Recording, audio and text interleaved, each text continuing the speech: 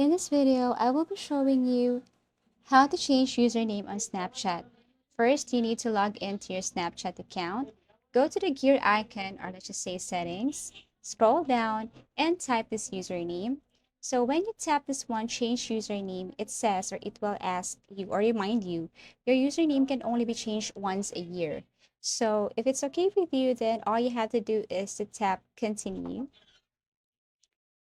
Then now you can change your username. Always make sure that that is the username that you really want to display on your Snapchat for the whole year because you cannot change it anytime. So make sure that you type the exact and correct username for your Snapchat.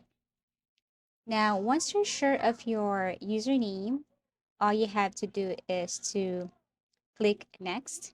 They will ask you for the password again, so make sure that you put the correct password.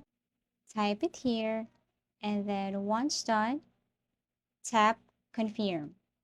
Tap continue, and then click next and tap continue again. Okay, so oh hey, you just changed your username so you can go back and reach like it again. As easy as that. Thank you for watching.